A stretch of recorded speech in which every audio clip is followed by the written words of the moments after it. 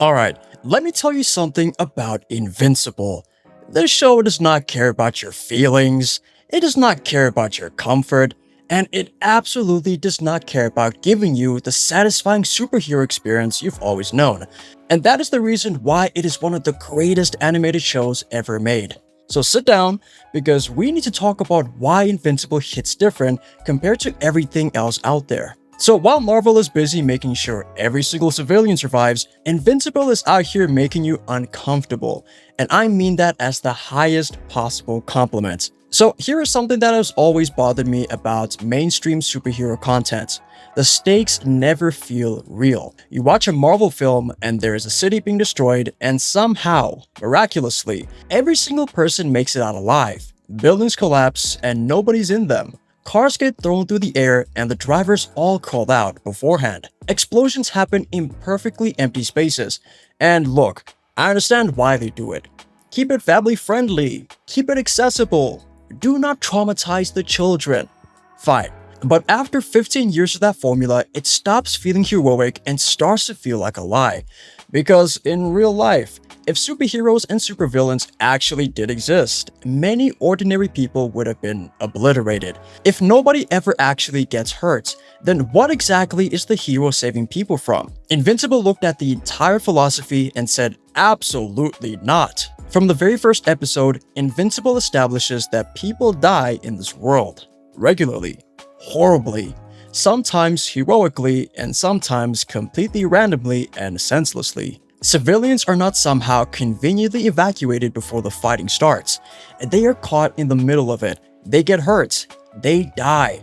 And the show makes you realize that. Remember that scene where a building was like about to collapse onto a bunch of people and then Invincible tries to hold it steady, but then you see lots of debris falling. Then out of nowhere, this mother falls out the window and you can see the fear in her eyes.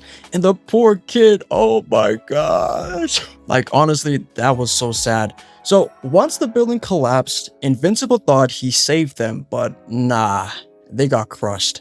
That's the type of show we're dealing with. The action in Invincible is so brutal in a way that mainstream superhero content never allows. When Mark gets hit, and he gets hit constantly, you feel it. He bleeds, he breaks, he gets back up looking like he fought villains from dawn till dusk, which he usually did. There is no magical healing that fixes him up between scenes. The damage accumulates, the trauma accumulates, and watching a superhero actually suffer the physical and mental consequences of what they do feels like a breath of fresh air. And you can actually feel this heavy weight on your shoulders too. Also, don't forget to sub to the channel, because I have a lot of kids to feed.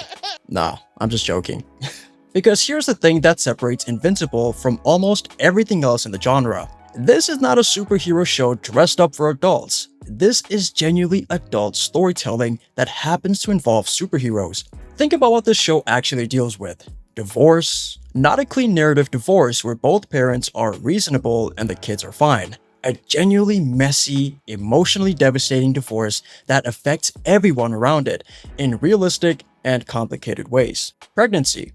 With all the fear and uncertainty and life-altering weight that comes with it. Trauma.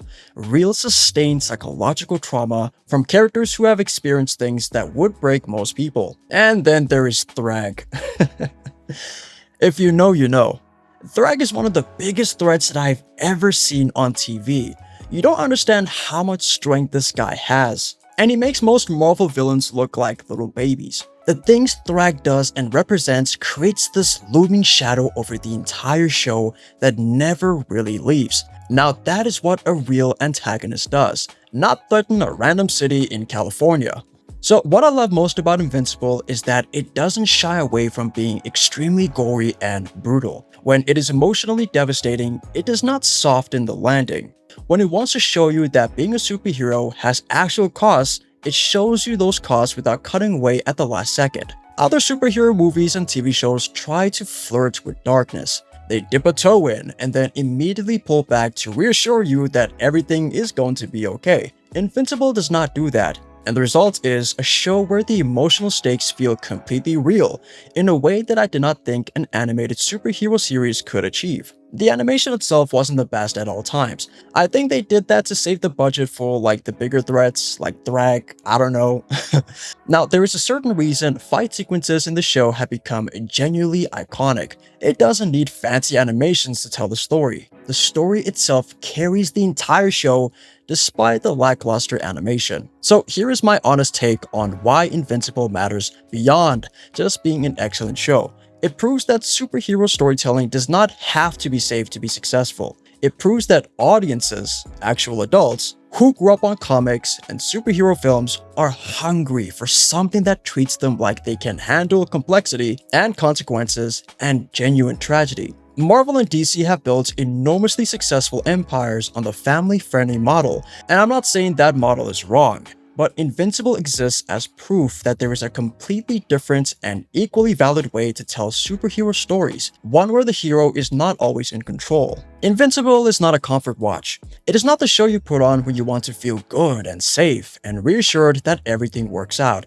It is the show you watch when you want superhero storytelling that actually respects your intelligence and your capacity to sit with difficult things. It cranks everything to 100 and never apologizes for it. Drop a comment.